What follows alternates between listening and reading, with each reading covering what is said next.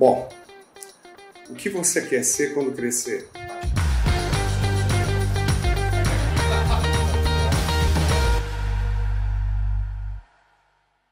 Essa era uma pergunta que eu fazia quando criança, quando moleque. E a primeira resposta que vinha na minha mente era piloto de avião. Eu queria ser piloto de avião, eu amava aviação, eu tinha foto de tudo quanto era tipo de avião comercial. Tinha que ser comercial, podia ser outro. E esse era o meu sonho. Uma outra coisa que me chamava muita atenção eram aqueles caras que falavam no Jornal Nacional, no final do jornal, que davam uma perspectiva de mercado, os economistas da época. E normalmente eu assistia junto com meu pai, a gente ficava discutindo alguma coisa, aquilo chamava muita atenção do meu pai e a minha também. Mas enfim, isso era uma coisa que eu falava, caramba, isso deve ser muito complexo. O cara ter um conhecimento nesse nível é o extremo do multidisciplinar. Meu foco era ser piloto de avião. Bom, e aí foi passando a fase de moleque. O trabalho do meu pai, ele sempre em busca de melhoria pessoal, a gente mudava muito de cidade e eu mudava muito de colégio também. Isso acontecia porque cada vez que meu pai tinha uma condição financeira um pouco melhor, a gente ia para um colégio particular, mas se o negócio ficasse pesado, a gente ia para um colégio público. E isso era uma coisa que eu achava que no futuro fosse me atrapalhar muito. Por quê? Porque, caramba, cada vez que eu entrava no novo colégio, eu não tinha referência de amigos, nem nada, e aquilo eram metodologias diferentes, e eu achava que aquilo fosse me atrapalhar muito. No final das contas, isso foi uma das coisas que mais me ajudou. E isso é interessante, porque isso me deu a resiliência e a adaptabilidade que eu ia precisar lá na frente. Só que eu só ia ver isso lá na frente. Aos 13 anos de idade, próximo aos 14, eu tive a primeira grande perda da minha vida. Meu pai faleceu. E nesse momento eu vivi um apagão. Tipo, 5, 6 anos eu decidi ser uma ovelha negra da família. E eu só queria saber de namorar, eu não estava nem aí para estudo. E realmente aquilo foi uma fase bem difícil para mim. Eu comecei a correr, nesse apagão, eu comecei a correr atrás do meu sonho. Eu comecei a buscar fazer o meu curso de aviação. Na realidade, eu não tinha grana para fazer o curso. Então, eu tirei algumas xerox para estudar sozinho. Nesse momento que eu já tinha percebido que eu tinha uma certa facilidade em aprender. E depois eu ia fazer a prova do piloto. Algumas horas, alguns passeios de avião com alguns amigos que eu conhecia na época, para poder matar a vontade de voar. E num desses voos eu percebi que eu não estava enxergando muito bem o aeroporto, eu não estava enxergando muito bem as coisas embaixo. E eu fui para o médico, eu falei com minha mãe na época, eu falei, caramba, tem alguma coisa estranha, eu estou tendo um pouco de dificuldade de enxergar de longe.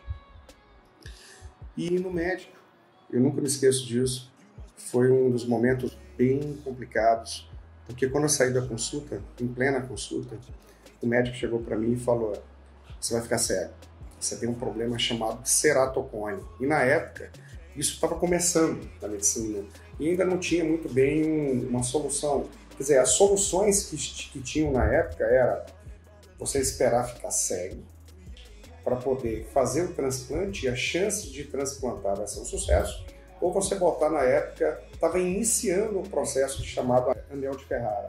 Mas, tipo, Cristiano, eu não tinha grana para fazer o procedimento na época, e o que ficou ecoando na minha cabeça era, você vai ficar cego, quando você ficar cego, você entra na fila do transplante.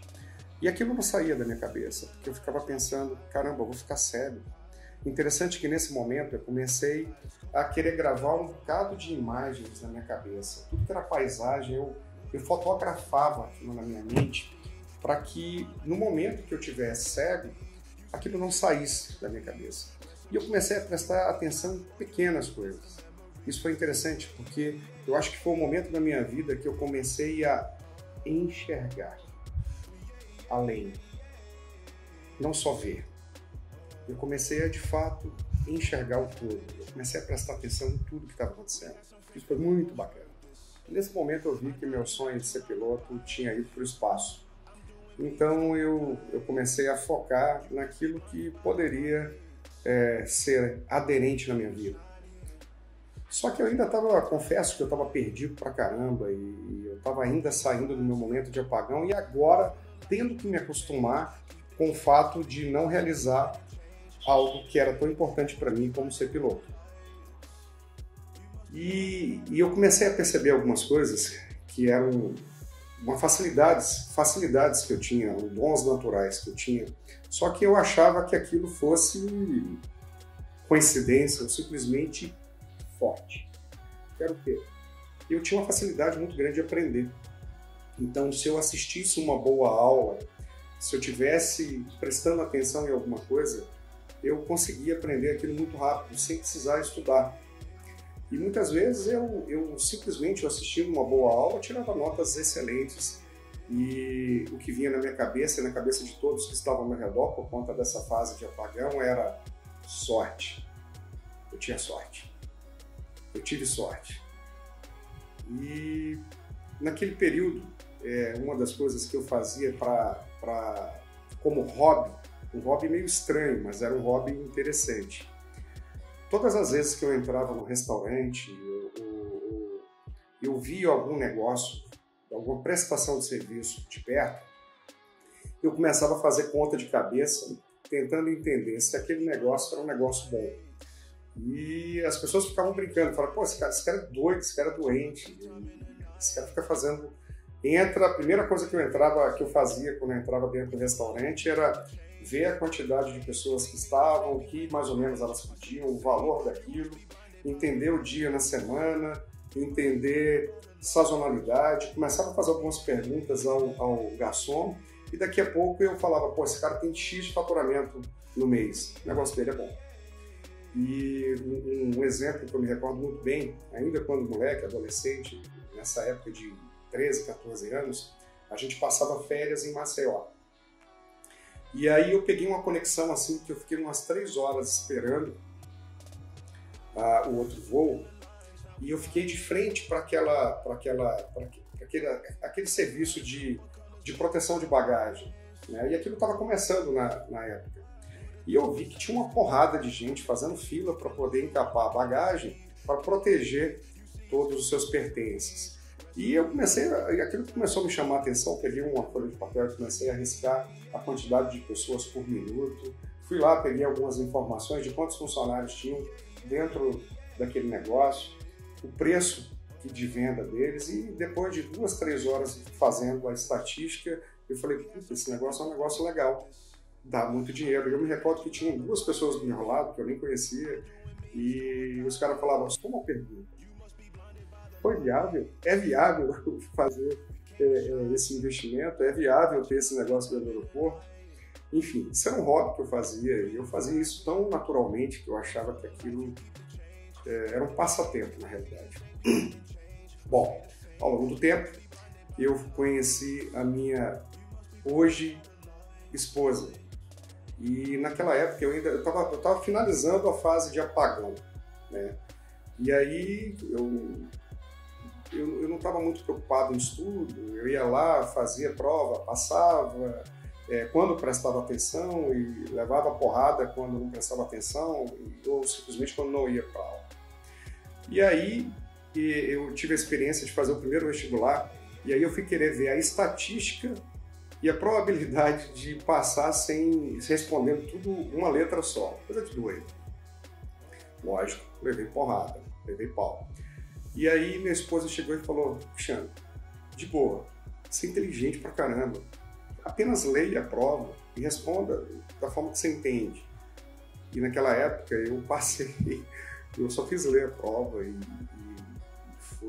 fiquei entre os 20 primeiros de 50 pessoas, cerca disso.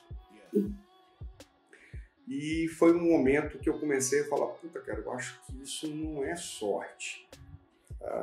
O meu primeiro parabéns foi, caraca, bicho, que sorte você teve. E foi literalmente uma dor de barriga, não foi sorte não. Mas eu chegava e falava, puta, não, tem alguma coisa estranha, não é só isso. Eu tenho uma facilidade muito grande para fazer as coisas. E eu vou começar a dar um pouco mais de atenção.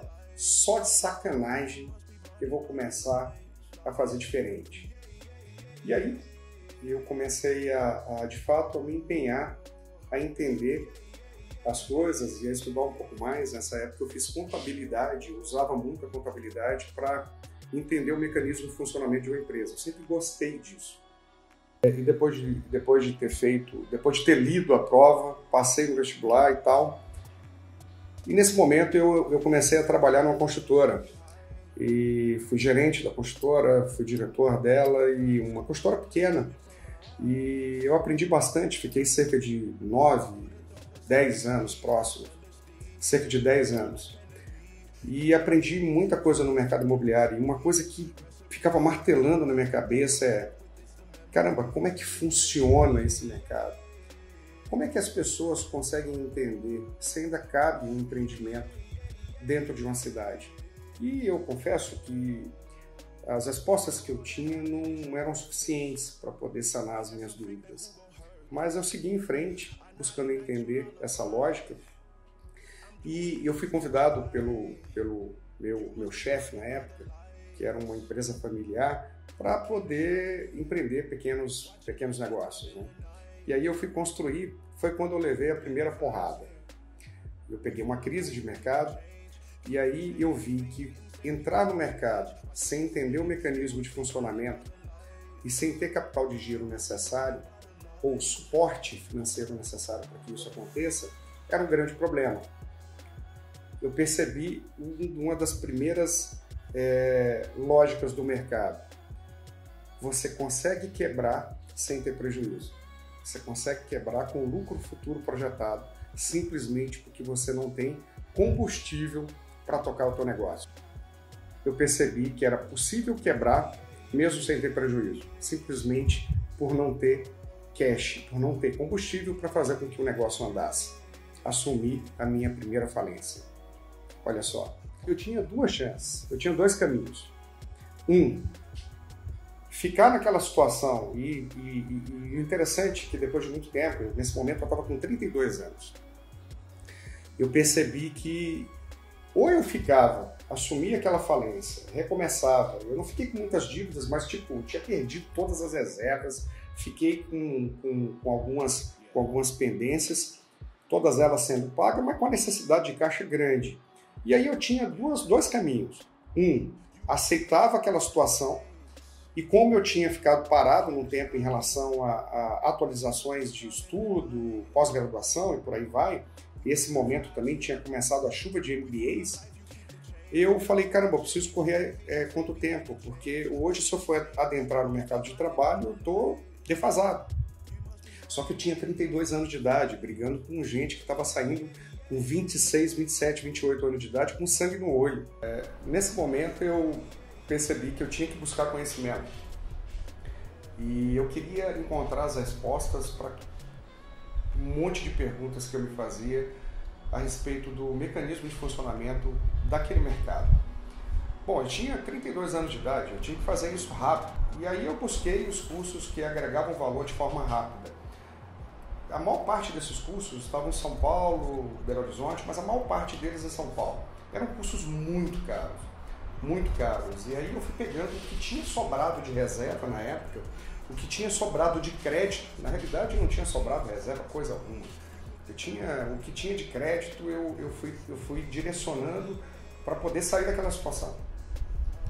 E eu me recordo que eu cheguei a pagar cursos de 3, 4 dias o valor de um MBA. Bom, era a nata da nata do conhecimento. E somente tinha acesso àquilo quem tinha grana. Bom, eu tinha crédito, eu não tinha grana. E eu estava apostando todas as minhas fichas que o meu conhecimento mudaria. Foi nesse momento que eu falei, não, eu preciso fazer mais. Eu preciso trazer isso para uma porrada de gente que não tem acesso, que não tem crédito e não tem grana. Tornar isso mais acessível. Bom, eu comecei a trabalhar com consultoria de viabilidade, e eu comecei a dar minhas primeiras aulas. Comecei a fazer alguns eventos, trazendo um pouco daquilo que eu tinha aprendido de forma homeopática para a região onde eu estava. E foi muito interessante porque teve uma absorção muito bacana. As pessoas ficavam fascinadas por ter a possibilidade de aprender uma coisa que eles demorariam um certo tempo por um custo muito alto, tornando naquele momento acessível. E nesse momento concomitante eu vim trabalhando como consultor, fazendo as minhas viabilidades. Só que como eu fazia muita viabilidade, o meu campo nesse momento estava focado em valuation e viabilidade econômica e financeira, foi o momento que eu percebi que, calma aí, tem alguma coisa errada nisso. Dentro do processo de viabilidade de um negócio, de um empreendimento, a viabilidade econômica e financeira ela é a última coisa que a gente vai fazer. Existem outras viabilidades dentro da jornada que precisa ser vista. E engraçado que nesse momento eu comecei a me lembrar, sabe aquele cara lá que eu assistia jornal junto com meu pai, que era aquele cara que tinha uma visão multidisciplinar? Eu estava me transformando naquele cara. Aquele cara, agora com conteúdo, né? Agora com respaldo técnico. Eu estava começando a entender toda a lógica de funcionamento do mercado. Aos poucos eu fui trazendo os eventos e ao mesmo tempo eu fui trabalhando como consultor em viabilidade, fazendo que de fato aquilo que eu estava agora com conteúdo e com toda a técnica, entendendo a lógica de funcionamento do mercado. Nesse momento eu entendi que viabilidade ela tinha um contexto bem mais aprofundado. E foi o momento que eu tive a ideia de montar a Prospecta Inteligência. A gente fundou essa empresa que ela tinha um único objetivo, que era fazer a viabilidade de mercado que antecede a viabilidade econômica e financeira. Engraçado, nesse momento eu parei e eu comecei a olhar para o passado, aquele momento que eu assistia, o cara que falava sobre a perspectiva de mercado junto com meu pai, e eu vi que eu estava me tornando aquele cara. Ainda tinha muito caminho, mas eu comecei. E isso me deixava bem, porque aquela visão do complexo estava se tornando tão descomplicado, aquela visão estava se tornando fácil. Nesse momento eu percebi que eu estava muito próximo do meu propósito, muito próximo, mas eu ainda não estava nele. Eu precisava fazer com que isso chegasse a muitas pessoas. Eu precisava fazer com que esse conhecimento fosse compartilhado. E aí eu criei o método. Essa é a história do cara que queria ser piloto, que queria estar dentro de um avião, que passa boa parte da vida dentro de um avião, isso é uma grande ironia, e que é um pouco daquele cara que busca entender o mercado. Essa é a minha história. Isso é.